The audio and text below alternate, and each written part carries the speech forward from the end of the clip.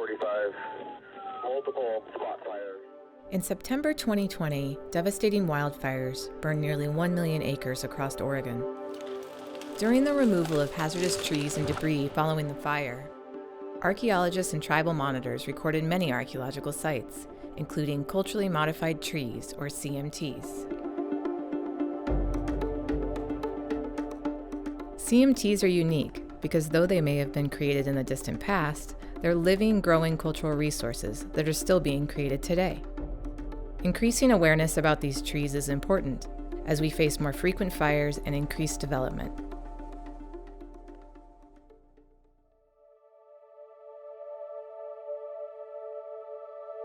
In the Cascade Range, where the trees are fairly old, they're like over 500 years old. There's been different time frames of when they were peeled. So we have some ancestral ones that are fairly old. Today we continue to peel the cedars for the bark for different cultural purposes. When we come out and peel a tree, that tree to us is sacrificing itself for what we're taking from it. So we're always kind of give thanks to the trees and stuff when we're gathering. And so we're very respectful to the trees, and the reason that we only take a piece off is to make sure the tree lives and survives.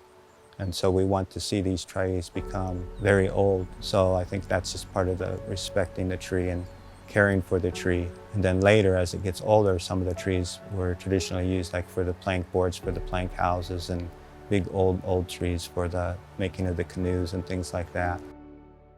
There is something I think that's universal in seeing a tree that's tied to your culture as a marker on the landscape. And in some ways, I think like seeing it recognized, it legitimizes your experience. It legitimizes your story beyond just what you've been told by your elders or your ancestors or your grandparents. Just overall, it helps broaden our understanding of the history of this place.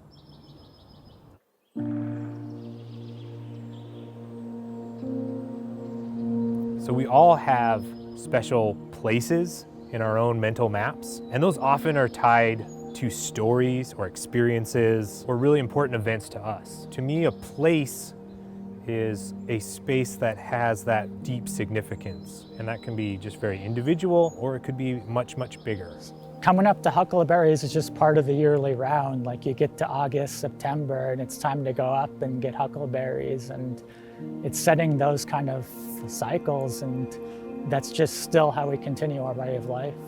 It's really important to keep them because as tribal members, being able to go there and see these peeled cedars, it's that connection to our ancestors in this land. We maintain a database in the same way that the State Historic Preservation Office maintains a database of all of our culturally significant places. And that includes not just archaeological sites and historic properties, but also gathering places, traditional cultural properties. When our forestry department or our tribal members tell us that they've encountered a culturally modified tree or they know of a gathering place, we document that as a culturally significant place in our traditional cultural landscapes database. Many of the resources that the tribes used here locally were these more soft resources. They're not the stones and things that everybody looks around as archaeological resources. They see arrowheads or flakes and bowls on the ground. Most of the tools and technologies that were used here locally were sedge, were hazel, were willow, were cedar, and so they don't preserve in the archaeological records. So maintaining a record of these resources today shows the history and connection with people to the landscape, and a landscape that has changed dramatically over the last 170 years. And so we need to maintain a record of that and an acknowledgement of that connection to place and to landscape. CMTs do not stand alone in the forest, but are part of a larger ecosystem that ties us to our past and remains integral to many cultures today.